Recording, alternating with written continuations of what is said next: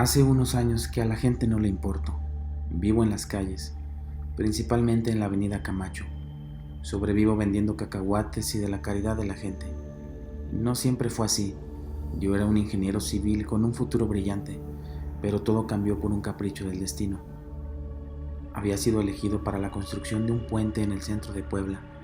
Era un proyecto que ayudaría a la circulación vehicular y que aparte buscaba impulsar el turismo de la ciudad. Ese puente quedó en el olvido.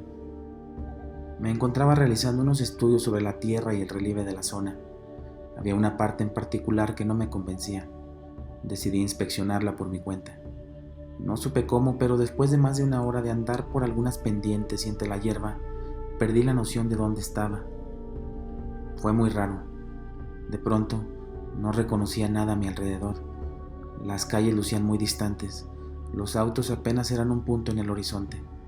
Tranquilizándome, decidí llamar a mi equipo de trabajo. Estaba a punto de marcar cuando algo llamó mi atención. A mi espalda había lo que parecía ser un camino.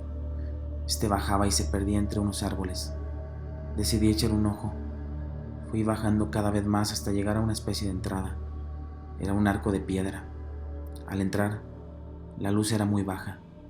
Caminé un poco más y aquel lugar se fue iluminando. En las paredes había cientos de lámparas amarillas.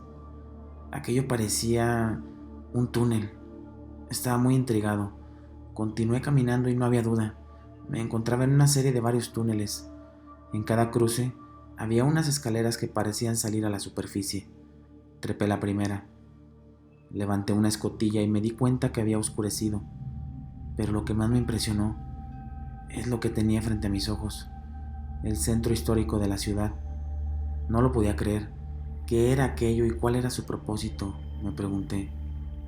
Bajé y, como poseído por una curiosidad que no sé explicar, anduve por aquellos túneles. Estos parecían no tener fin. Cada escalera me llevaba a un punto distinto. El Pareán, el barrio del Artista, la Capilla del Rosario. Por un momento creí estar soñando. Me tranquilicé. Aquello era un gran descubrimiento. Saldría y le contaría todo lo que había encontrado. Sería un personaje famoso. Con esto nadie detendría mi carrera. Me dispuse a salir. Ahora lo que me llenaba era una gran emoción. Saldría por la siguiente escalera. Fue entonces cuando escuché un murmullo.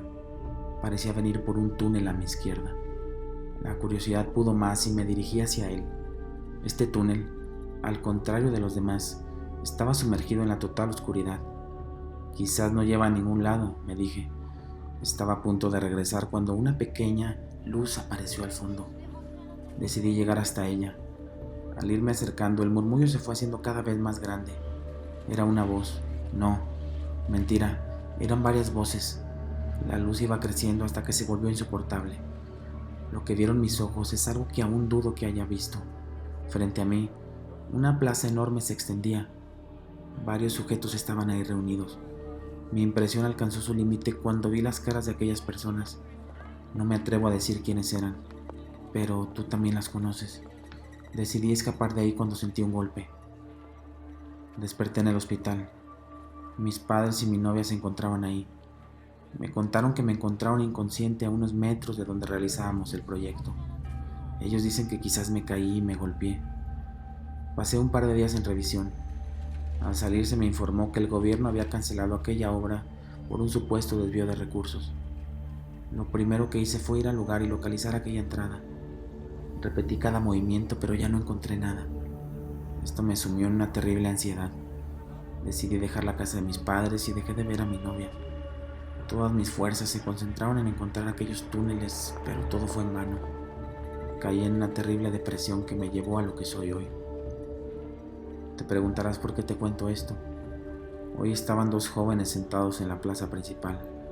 Yo escuchaba su conversación. Al parecer a estos chicos les atraen mucho los temas de conspiración. Uno de ellos platicaba cómo su tío le había contado hace mucho que aquí en Puebla hay una serie de túneles que conectan los puntos más importantes de la ciudad y que son usados por personas de mucho poder. Me limité a escuchar. Después de un rato me levanté y me fui. No me atreví a decirles nada.